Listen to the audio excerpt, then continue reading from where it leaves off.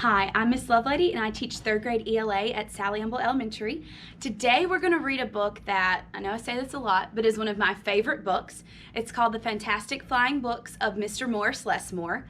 And we're going to be really deeply observing how the illustrations contribute to the meaning of the text. So while we read this book, I want you to pay attention to the words, but I also want you to really see what you can observe in the illustrations. All right, let's go.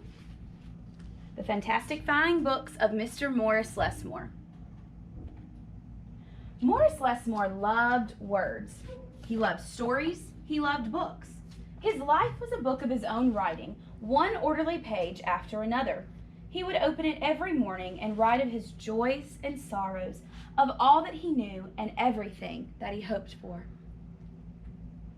But every story has its upsets. One day the sky darkened, the winds blew and blew, till everything Morris knew was scattered, even the words of his book. He didn't know what to do or which way to go, so he began to wonder and wonder. Then a bit of happenstance came his way. Rather than looking down, as had become his habit, Morris Lessmore looked up. Drifting through the sky above him, Morris saw a lovely lady. She was being pulled along by a festive squadron of flying books. Morris wondered if his book could fly, but it couldn't. It would only fall to the ground with a depressing thud.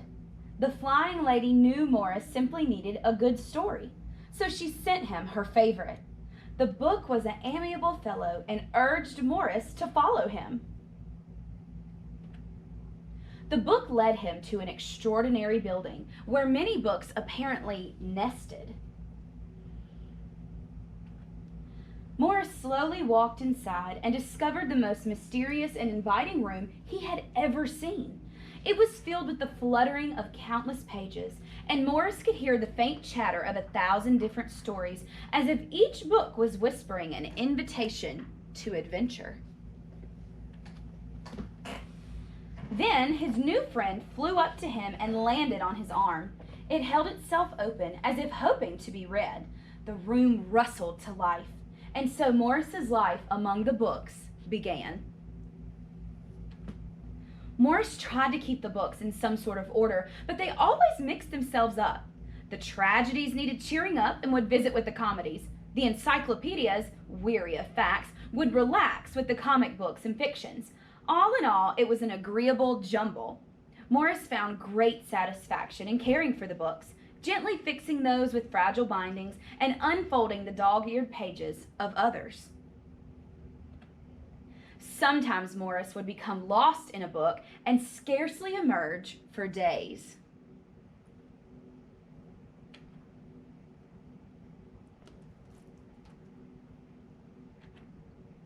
Morris liked to share the books with others. Sometimes it was a favorite that everyone loved, and other times he found a lonely little volume whose tale was seldom told. "Everyone's story matters," said Morris, and all the books agreed. At night, after all the stories that needed telling had been told, and everyone had settled down to their proper places on the shelves, the great big dictionary would get in the last word. Zzz. It was then that Morris Lessmore would once again write in his own book. He wrote of his joys and sorrows, of all that he knew and everything that he hoped for. The days passed, so did the months, and then years and years. And Morris Lessmore became stooped and crinkly. But the books never changed. Their stories stayed the same. Now his old friends took care of him the way he had once cared for them, and they read themselves to him each night. Then one day he filled the last page in his book. He looked up and said with a bittersweet sigh, "I guess it's time for me to move on." The books were sorry, but they understood. Morris put on his hat and took his cane. As he went to the door, he turned and smiled, then waved goodbye. "I'll carry you all in here," he said, and pointed to his heart. The books waved their pages, and Morris Lessmore flew away. And as he flew, he changed back to the way he'd been that long ago day when they'd all first met. The books were quiet for a while. Then they noticed that Morris Lessmore had left something behind. "It's his book," said his oldest friend. Inside was Morris's story, all of his joys and sorrows, all that he knew, and everything that he hoped for. Then the books heard a small, expectant sound. There in the doorway was a little girl. She looked around with wonder. Then something fantastic happened. Morris Lessmore's book flew up to her and opened its pages. The girl began to read. And so our story ends as it began, with the opening of a book. Well, I really hope you enjoyed that story. It's absolutely one of my favorites. So what we're going to talk about now is how illustrations contribute to the meaning of the text. So we need to figure out what these words mean before we can just throw this at you. Okay, so let's break it down. So illustrations, what are illustrations? What do you think illustrations are? Very good. An illustration is a picture, a drawing, it could be a photograph, anything that accompanies the text, anything that's in a book, okay? And then what about contribute? Say contribute, please. Good. So when we say contribute, we mean to give. Now I really want you to put your hands right here and I want you to say give. Good. Now I want you to say contribute. Very good. So those mean the same thing. So how illustrations, so drawings, contribute or give to the meaning of the text. Well, what is our text? Good. Our text is our words. So any of the words that's in the book. So and that makes sense. You see a book, you see words, you see pictures. And then as you get older, you see just words. So how do the illustrations, the pictures in the book, contribute to the meaning of the text, the words? How do these pictures help us, the readers, understand what's going on in the story? Sometimes we don't absolutely need the pictures, but in this case, this type of book, it absolutely helps us understand what's going on. Okay, so what we're going to do now, we're going to go through some of the pictures in the book, and we're going to pick out some things that you might have noticed and how that adds and helps us understand. So we use illustrations to help us understand who's there and what's happening. So I really want you to pay attention, who is in the illustrations, what colors do you see, what expressions do you see on everyone's faces, the books and Morris or some other people.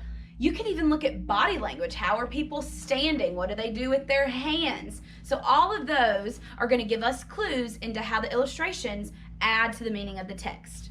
Okay, so we're going to go through some pictures. All right, so this is the first page. Morris Lessmore loved words. His life was a book of his own writing, one orderly page after another. He would open it every morning and write of his joys and sorrows, of all that he knew and everything that he hoped for. So I hope you noticed that this whole picture is in color.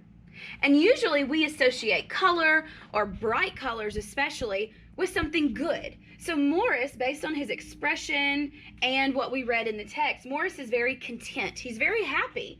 He's got things he loves. He said he loved words, he loved stories, he loved books. Well, he's surrounded by books. So he must be happy, and it's very bright and colorful. So if you notice that in that picture, this helps us understand this is a good thing happening right here.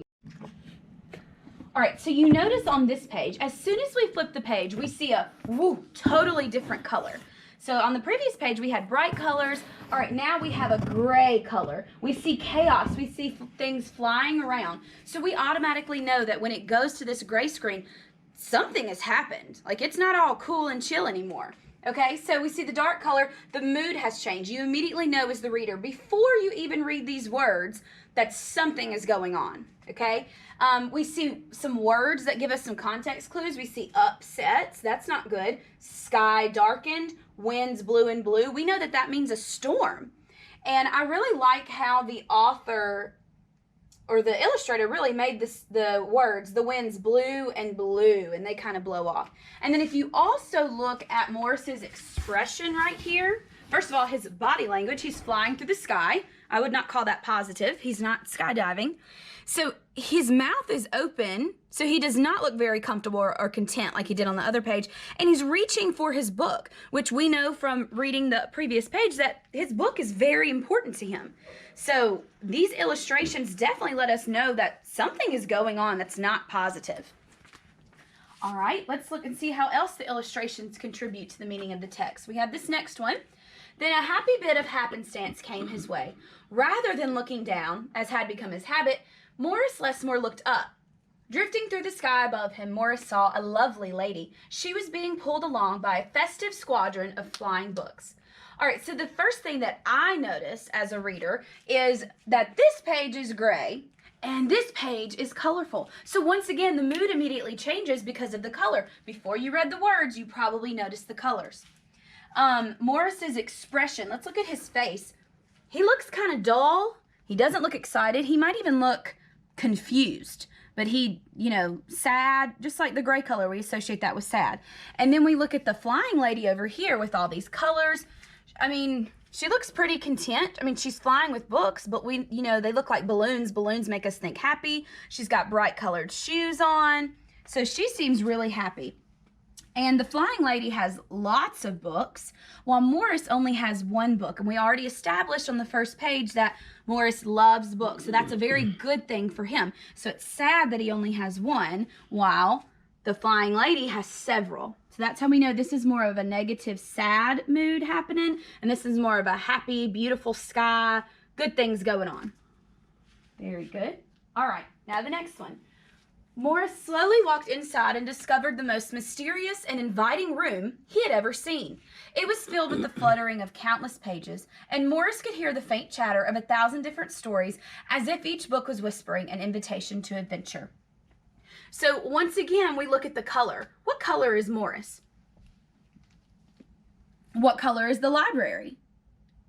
Good, so Morris is still gray. He hasn't really bought in to what is happening around him. So obviously this library is a very positive place, and he's still gray. He hasn't fit in with this new part of the story yet.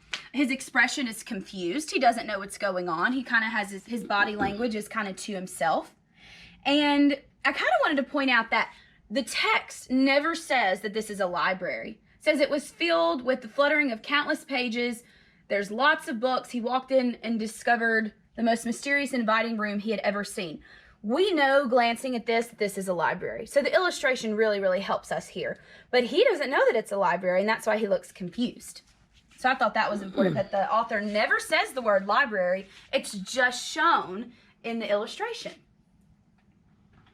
All right, then his new friend flew up to him and landed on his arm. It held itself open as if hoping to be read. The room rustled to life. And so Morris's life among the books began. So this is the first time we see Morris in color. Well, besides the very beginning of the book. But after he was gray, this is the first time we see him in color. And if you notice him over here, his body language shows joy. I mean, he's standing in a way very different than how he walked into the library when he was gray. He's very happy. He looks like he's almost dancing. He's just surrounded by a lot of books, which we know makes him happy. So we kind of have a shift happening in the story just based on the illustrations here. Morris tried to keep the books in some sort of order, but they always mix themselves up. All right, and then it says that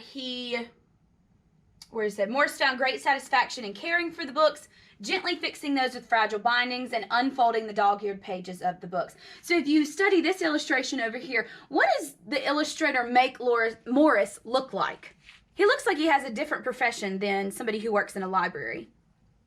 Very good, a doctor. You know, you kind of see his stethoscope, his magnifying glass.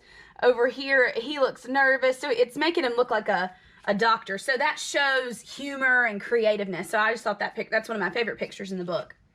But he doesn't look unhappy. He just looks like he's focused on it.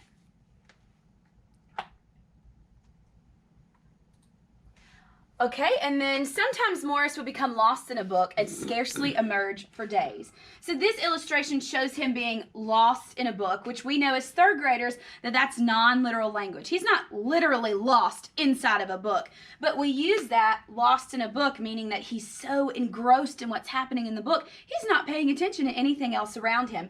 And that's what the illustration shows. See, his eyes are on the book. He's not watching where he's going. He's hanging on this letter. He's not paying attention to anything else. So that's the illustrator showing you that he's lost in a book, non-literal language. Okay, Morris liked to share the books with others. Sometimes it was a favorite that everyone loved, and other times he found a lonely little volume whose tale was seldom told. Everyone's story matters, said Morris, and all the books agreed. So what do you notice in this illustration here? There's something that really pops out to me. There's a couple things. So Morris, we know, is in color, which is a positive trait right here. We see this little boy in color. What are they both holding? Books. Very good. Now, these are the townspeople coming to get books. What color are they portrayed? Gray. Very good. So this is showing, the illustrator is showing you that when you receive a book, they're showing that the book brings you joy, and him sharing his joy with others is good. So as soon as you get a book, you turn bright and colorful. So that's very important to notice. So here, the days passed, so did the months. Not many words on this page, but you can see that the seasons are changing. There's a visual for you. Same thing here. And then years and years. What do you notice about Morris's physical appearance that the author didn't say with the text? All the author said, and then years and years. Well, here's Morris here. It looks like Halloween. I see a jack-o'-lantern. Now we see Morris here, right here. He looks very different. He looks very different. And Morris Lessmore became stooped and crinkly. I love how the author uses those words, stooped and crinkly. So stooped means you're like leaning over, and crinkly means you have a lot of wrinkles on your face. So and then the illustration shows you he's an old man now. But I love that the author didn't just say, Morris Lessmore is an old man now. That she really uses imagery and shows you stooped and crinkly. And then you can see the expression on his face. He's very happy and content being among the books. The books were sorry, but they understood. So this is when he's leaving. He says, I'll carry you all in here, and pointed to his heart. So if you look at his expression right here, yes, everyone's sad that he's leaving, but it's a very bittersweet thing. He looks very content. And you can tell by his expression, he's like, it's okay. He's being strong and confident for the other ones. But look at the book's expressions. Aw, he's very sad. He's been his friend for a very, very long time. So he's sad, but he understands. He said, I'll carry you in my heart. And that part gets me every time. All right, then the books heard a small, expectant sound. There in the doorway was a little girl. She looked around with wonder. Then something fantastic happened. Morris Lessmore's book flew up to her and opened its pages. The girl began to read, and so our story ends as it begins. So the little girl right here, what color is she? She's gray. Very good. And then she gets the book, and now she's bright and colorful. And if you notice anything about the front of this book, my students noticed this, and it was really awesome. This is the cover of this book, the cover of that book. This is Morris's book that he wrote in through the whole story. So she gets to read his story. So that's really, really awesome. The end. Well, I hope you really enjoyed learning about how the illustrations contribute to the meaning of the text and enjoyed one of my absolutely favorite books. All right, bye, y'all.